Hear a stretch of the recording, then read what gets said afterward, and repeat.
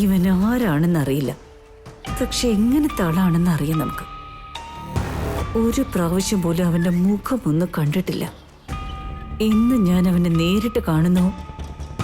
അന്ന് സിക്ക് മൈൻഡഡ് ബാസ്റ്റഡിന് അന്നായിരിക്കും അവസാനം.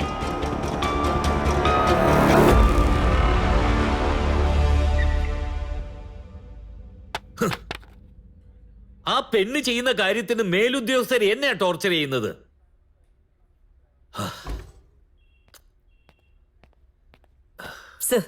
ഞാൻ പറയുന്നത് നീ ഒരിക്കലും ഒബേ ചെയ്യില്ല അല്ലേ? ഇന്ന് മാത്രം എങ്ങനെ ടൈമിനെത്തി? നിന്നോട് എന്തിനാ വരാൻ പറഞ്ഞെന്നറിയോ?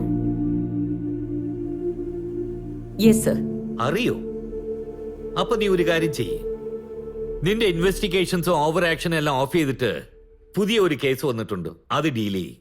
ഏതാ പുതിയ കേസ്? അരുണിന്റെ മരണത്തിന് കാരണക്കാരൻ വേറെയാണെന്ന് പറഞ്ഞില്ലേ? അയാളുടെ ഫാദർ നിന്റെ മേലെ മർഡർ കേസ് ഫയൽ ചെയ്തിട്ടുണ്ട്. പോയി ഒരു നല്ല വക്കീലിനെ കണ്ടു. ചെല്ലേ. Sir, what happen? I am warning sir. അവരുടെ കയ്യിൽ ഫോൺ കൊടുക്കുക. സർ, IG സാർ ലൈനിലുണ്ട്. Just follow his orders. നടക്കില്ല sir. Sir, I think she is unfit for the job. Take the necessary action. yes sir. You are also suspended. നീ ചെയ്തത് എത്ര വലിയ തെറ്റാണെന്നറിയോ? അറിയില്ല sir, because I forgot my vote. Already close ആയ കേസിന്റെ മേൽ investigation നടത്തി ജനങ്ങളെ എല്ലാം കൺഫ്യൂസ് ചെയ്തതിന് നിന്നെ അറസ്റ്റ് ചെയ്യാൻ പറ്റും. ചെയ്തോളൂ sir, because I forgot my vote. I think you have lost your mental stability and I will see that you are terminated. അങ്ങനെയാണെങ്കിൽ ടെർമിനേഷൻ ഓർഡർ വരുന്നവരെ എനിക്ക് സമയമുണ്ടല്ലോ.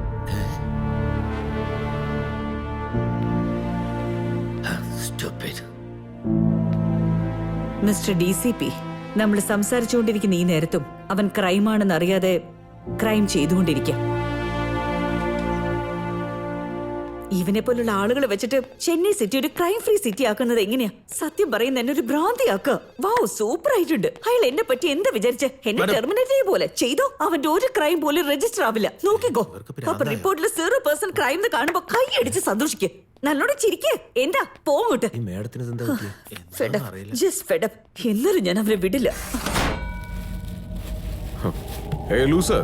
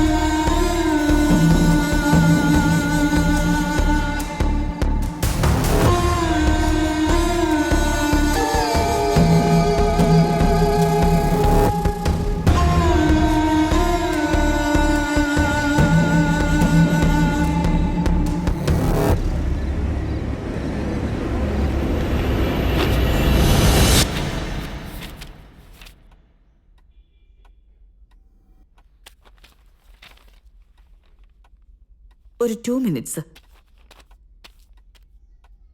ഒരു 4 ദിവസമായിട്ട് ഇതാണ് ഇവിടുത്തെ അവസ്ഥ.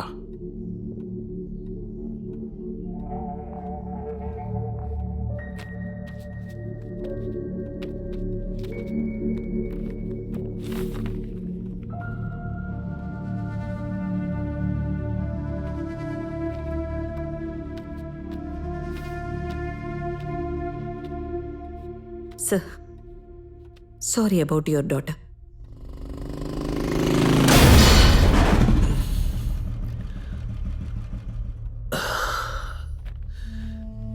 എന്റെ മോൾ ഇങ്ങനെ ഒരു ആക്സിഡന്റിൽ മരിച്ചത്.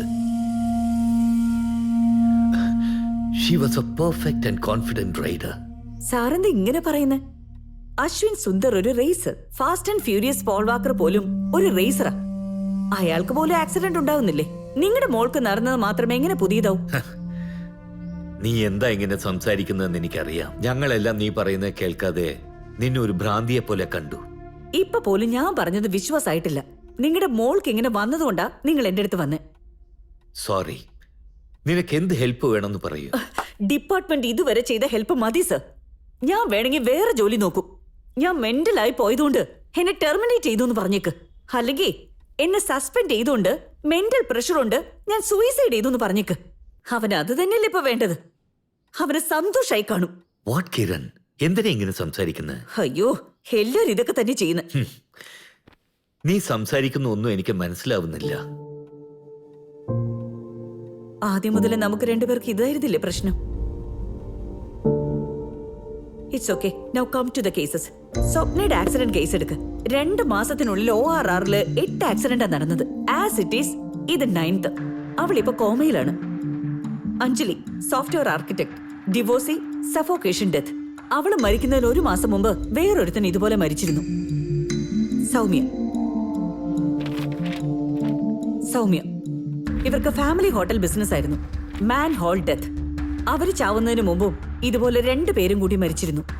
ഇവര് മാത്രമല്ല സർ, മൃണാളിനി, അലീക, കവിത, ആയിഷ, സോഫി, ജോത്സന, ജ്യോതി, ഇവരെല്ലാം ജീവിതത്തിൽ വിജയിക്കണമെന്ന് ആഗ്രഹിക്കുന്ന പെൺകുട്ടികൾ. The list is endless.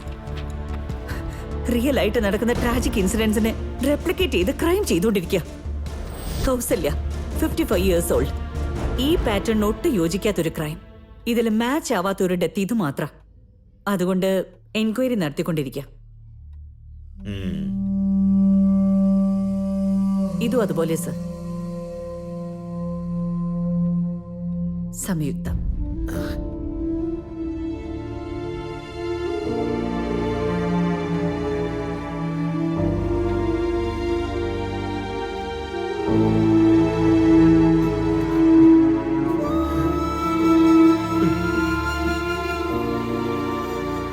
എന്നുവെച്ചാ എന്റെ മോളുടെ ആക്സിഡന്റും ഡ്രങ്ക് ആൻഡ് ഡ്രൈവ് പോലെ റിപ്ലിക്ക ചെയ്തതാണോ? നമ്മളും അതുപോലെ വിചാരിച്ച് കേസൊക്കെ ക്ലോസ് ചെയ്തില്ലേ സർ?